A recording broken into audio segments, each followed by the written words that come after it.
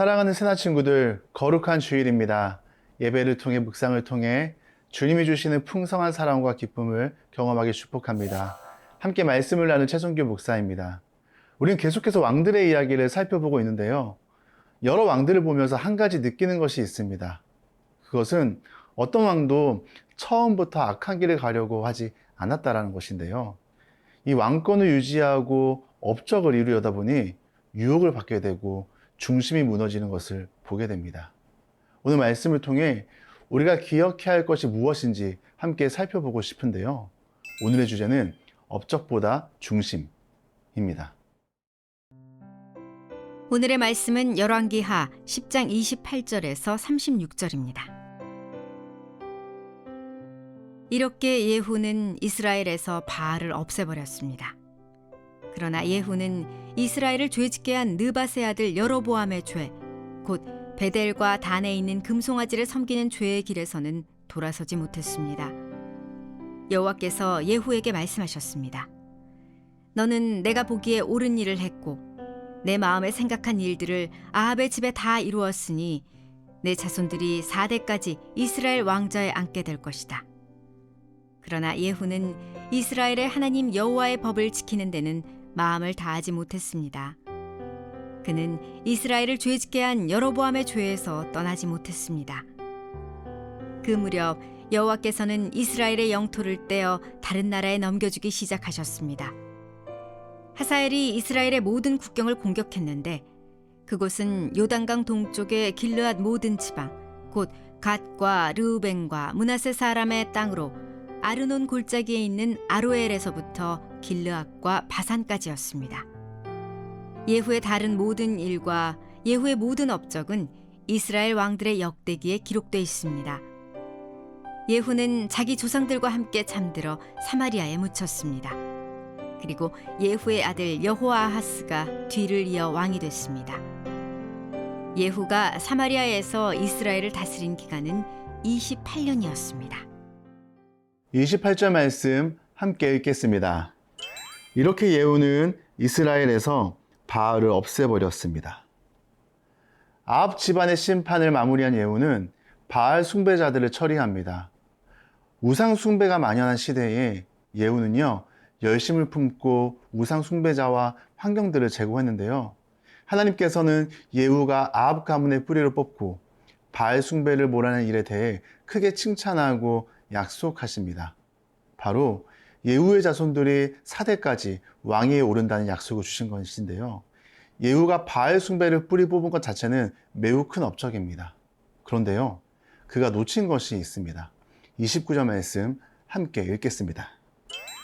그러나 예후는 이스라엘을 죄짓게 한 느밧의 아들 여로보암의 죄, 곧 베델과 단에 있는 금송아지를 섬기는 죄의 길에서는 돌아서지 못했습니다.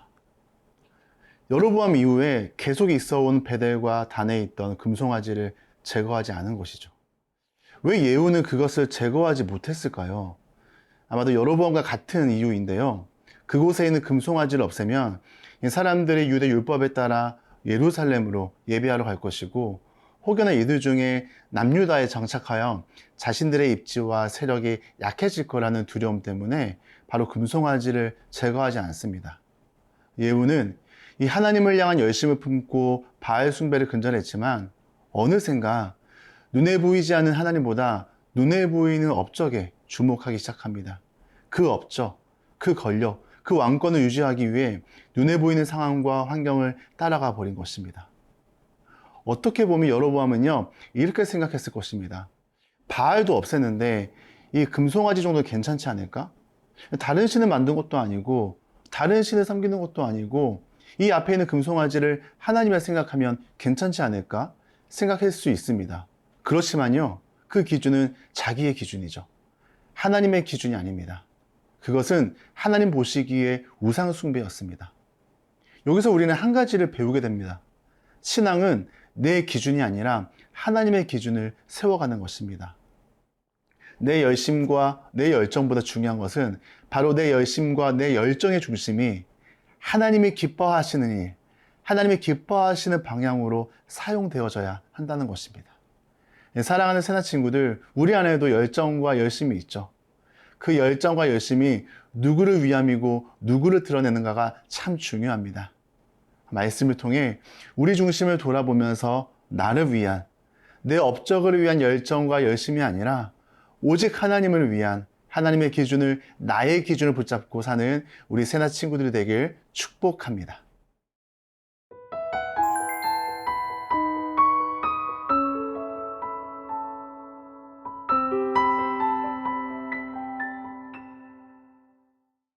(32절) 말씀 함께 읽겠습니다. 그 무렵 여호와께서는 이스라엘의 영토를 떼어 다른 나라에 넘겨주기 시작하셨습니다. 하사엘이 이스라엘의 모든 국경을 공격했는데, 예후는 하나님으로부터 받을 수 있었던 엄청난 언약의 축복들을 이것이 제한되게 되어지는데요. 바로 왕권은 보장받았지만 통치 시절 내내 숙적 하사엘의 공격이 계속되었고, 북이스라엘 많은 영토가 이방인에게 넘어갔습니다. 예후의 개혁은 매서웠으나 하나님의 말씀이 기초가 아닌 자신의 생각과 판단이 기준이었죠. 예후는 금송아지를 제거하는 것이 당장 눈에 보이는 이익을 놓치고 자신의 왕권과 세력 유지의 위험성이 있다고 해도 사실 그것을 실행했어야 했습니다. 예후가 이렇게 움직일 수 있었던 처음 시작은요, 하나님의 부르심이었죠. 하나님의 도우심이었습니다. 그래서 아하 왕조를 제거할 수 있었는데요, 그 하나님을 끝까지 붙잡고 나아가야 했습니다.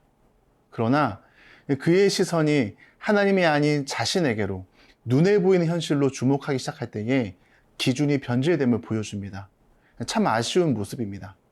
게다가 예후의 반쪽 순종은요, 결국 이스라엘에게 또 다른 죄의 씨앗을 남기게 되어집니다. 처음 시작도 중요하지만 그 마음을 끝까지 지키고 가는 것이 중요함을 오늘 말씀을 통해 보게 되는데요. 외적으로는 열심히 있었지만 자신을 개혁하는 일, 자신의 중심을 돌아보며 점검하는 일에는 소홀함을 보게 되었습니다. 우리 또한 빠지기 쉬운 함정입니다. 한 번 받은 은혜로 이전에 만난 하나님으로 살아가는 것이 아니라 매일마다 새로운 은혜를 부어주시며 나에게 찾아오시는 하나님과의 만남이 저와 여러분 가운데 필요합니다. 그분과의 교제의 시간이 아주 중요하죠. 사랑하는 세나 친구들, 눈에 보이지 않는 중심보다 눈에 보이는 업적을 중요시 여기는 시대를 저와 여러분은 살아가고 있습니다. 하나님을 위한다는 미명 아래 하나님의 영광을 드러낸다는 이유로 혹시나 우리 중심을 돌아보는 일에 소홀히 하고 있지는 않은지 늘 말씀 앞에 점검하는 은혜가 있길 축복합니다. 그러므로 변질이 아닌 날마다 말씀으로 변화되는 우리 세나 친구들이 되길 축복합니다.